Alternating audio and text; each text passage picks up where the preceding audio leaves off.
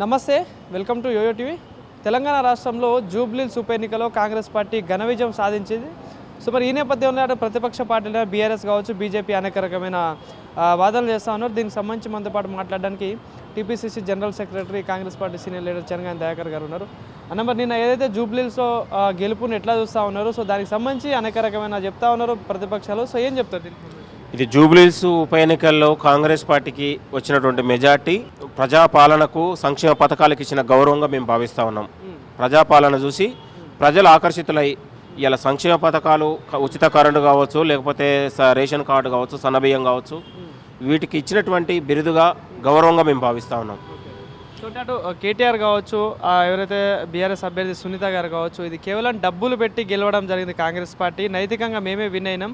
Rowdyism కావచ్చు, ఇది అనేక రకాల చేసి గెలిచిళ్ళు, అధికార దుర్వినియోగం అని చెప్పేసి అంటూ ఉన్నారు. సో వాళ్ళకి ఇప్పుడు వాళ్ళు ఎంత ప్రచారం చేయాలనో, ఎంత విష ప్రచారం చేయాలనో అంత విష ప్రచారం చేసినా ప్రజలు పట్టించుకోలేదు. రౌడీ అన్న పట్టించుకోలేదు, గుండా అన్న పట్టించుకోలేదు, దోపిడీ అన్న పట్టించుకోలేదు, డబ్బులు పంచిన పట్టించుకోలేదు. ప్రజలు ధర్మం వైపు, న్యాయం వైపు, నిజాయితీ వైపు, ప్రజాపాలన వైపు, ముఖ్యమంత్రి రేవంత్ రెడ్డి గారి పాలన వైపు నిలబడ్డారు, నమ్మకం వైపు నిలబడ్డారు. ప్రజల నమ్మకాన్ని మేము నిలబెడతాం, ప్రజల విశ్వాసాన్ని నిలబెడతాం. భవిష్యత్తులో రానున్న రోజులలో జూబ్లీహిల్స్ ప్రజల దశాదిశను మార్చే విధంగా ప్రభుత్వం పనిచేస్తూ ఉంది. తెలంగాణలో రానున్న రోజుల్లో కూడా ఏ ఫలితాలు రాబోతూ ఉన్నాయి. దీంట్లో తేడా ఏం లేదు.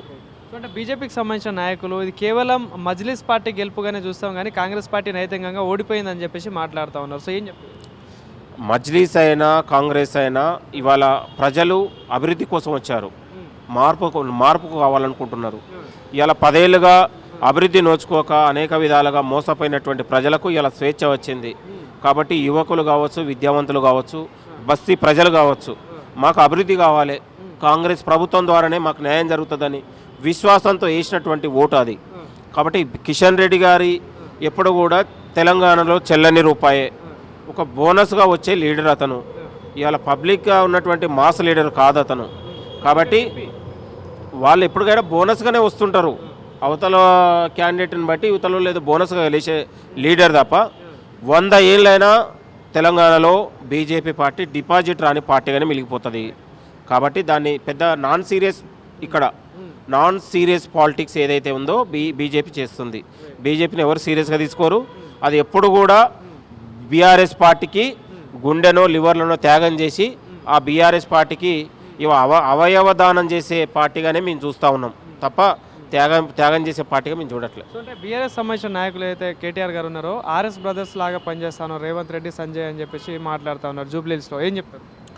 ఇవాళ కేటీఆర్కి ఇంకా కళ్ళు నెత్తికెక్కినాయి. అహంకారపూరితమైన మాటలు తగ్గించుకుంటే ప్రజలు హర్షిస్తారు. ఇవాళ పార్లమెంట్లో 0, గ్రాడ్యుయేట్ ఎన్నికల్లో 0, లేకపోతే మొన్న ఉన్నటువంటి కంటోన్మెంట్లో 0, జూబ్లీహిల్స్లో 0, ఇంకా వచ్చే స్థానిక సంస్థల్లో కూడా 0. కాబట్టి కేటీఆర్ గారు ఇకనైనా నీ అహంకారం తగ్గించుకొని ప్రజలు ఇచ్చినటువంటి తీర్పుని ఒళ్ళు జాగ్రత్త పెట్టుకొని నువ్వు ఆత్మవిమర్శ చేసుకొని నడిస్తే బాగుంటుంది. ఈ అహంకారపూరితమైన మాట తగ్గించుకుంటేనే బాగుంటుంది. ఈ బలుపు మాటలు తగ్గించుకోవాలని నేను కేటీఆర్ గారికి కోరుతా ఉన్నాను. సో చివరగా అయితే నిన్న జూబ్లీహిల్స్ రిజల్ట్స్ అయిపోయిన తర్వాత కూడా సోషల్ మీడియాలో ఒక ట్వీట్ అయితే వైరల్ అవుతా ఉంది. కవిత గారు పెట్టినట్టు కర్మ హిట్స్ బ్యాక్ అంటూ కూడా ఒక ట్వీట్ పెట్టడం జరిగింది. సో ఎట్లా చూడొచ్చు అండి ఈ అంశం అంతా? ఇప్పుడు వాళ్ళు చేసినటువంటి అవినీతి కావచ్చు, అక్రమాలు కావచ్చు, వాళ్ళనే వెంటాడుతున్నాయి అనేది ఆమె పెట్టింది.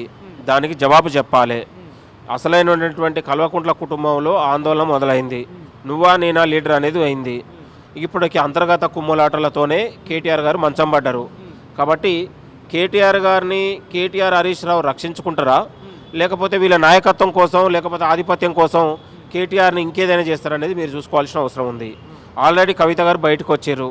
కవిత, కల్వకుంట్ల, కేటీఆర్, హరీష్ రావు కుమ్ములాటలతోనే కేటీఆర్ కనీసం ఇలా మందులు కూడా వేసుకోలేని పరిస్థితి ఉందంట, మంచాన పడే పరిస్థితి ఉంది.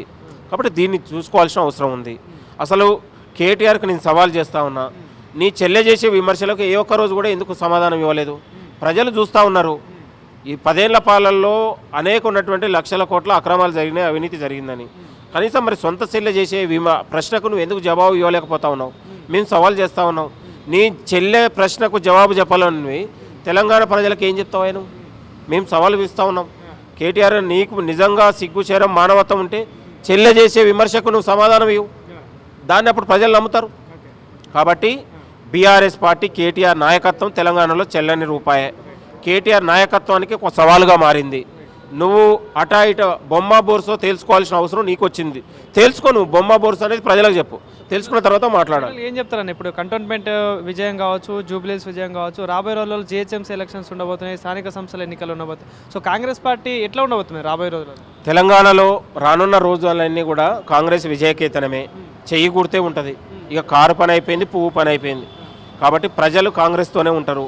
కాంగ్రెస్ వలన అభివృద్ధి అనేది సాధ్యమవుతా ఉంది. మీ అందరికీ తెలుసు, అరే గతంలో 75 ఏళ్ళ మనం స్వాతంత్ర రాష్ట్రంలో ముఖ్యమంత్రులు ఒక కవులు కళాకారుల పాడలు మోసినోడు ఉన్నారండి, పాలు మోసినోడు ఉన్నారా? అది ముఖ్యమంత్రి రేవంత్ రెడ్డి గారండి. గతంలో కనీసం కేసీఆర్ గారు ఉద్యమ కొండ లక్ష్మణ్ బాబు చనిపోతే చూడలేదు. ఇక ఉన్నటువంటి అనేక మంది గద్దర్ లాంటి చనిపోతే చూడలేదు. ఇలా ముఖ్యమంత్రి రేవంత్ రెడ్డి గారు అందరిశెట్టి లాంటి వాళ్ళ దగ్గర పోయి పాలు పోసి ఇవాళ పాడే మోస్తే ప్రజలు అర్చించరండి. అరే మా దేవుడు, మా నాయకుడు, అరే ప్రజలలో ఉండేటువంటి ఇంత గొప్పగా ఉంటారా నేను అనేది ముఖ్యమంత్రి అండి. నేను అనేది ప్రజలు విశ్వాసం పెరిగింది, నమ్మకం పెరిగింది. కవులు కళాకారులకు ఇచ్చినటువంటి గొప్ప గౌరవం మేము భావిస్తూ ఉన్నాం. దేశంలో ఎక్కడ లేదు పాటకి ఇంత గౌరవం.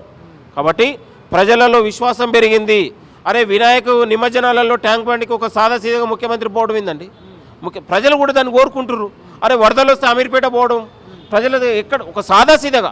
అధికారం అనేది ఎప్పుడు కూడా శాశ్వతం కాదు. అధికారం అనేది ప్రజలు ఇచ్చినటువంటి గౌరవం. కాబట్టి ఇది ప్రజలకే చెందాలి. గతంలో అధికారం 10 ఏళ్ల పాటు ఇస్తే ఫామ్ హౌజ్లకు వాళ్ళ ఉన్నటువంటి గడిలకు పరిమితం చేశారు.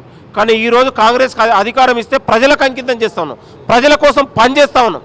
అదే కదా నిదర్శనం. కాబట్టి ప్రజలు చూస్తూ ఉన్నారు ఎవరు సింపుల్ సిటీ, ఎవరు ప్రజల కోసం పనిచేస్తూ ఉన్నారు. రాత్రి పగలు తేడా లేకుండా మంత్రులు కావచ్చు, ముఖ్యమంత్రి కావచ్చు, నిరంతరం పనిచేసే పార్టీ ప్రభుత్వం కాంగ్రెస్ ప్రభుత్వం. కాబట్టి రానున్న 10 ఏళ్లలో కాంగ్రెస్ ప్రభుత్వం అధికారంలోకి పక్కా ఉంటుంది.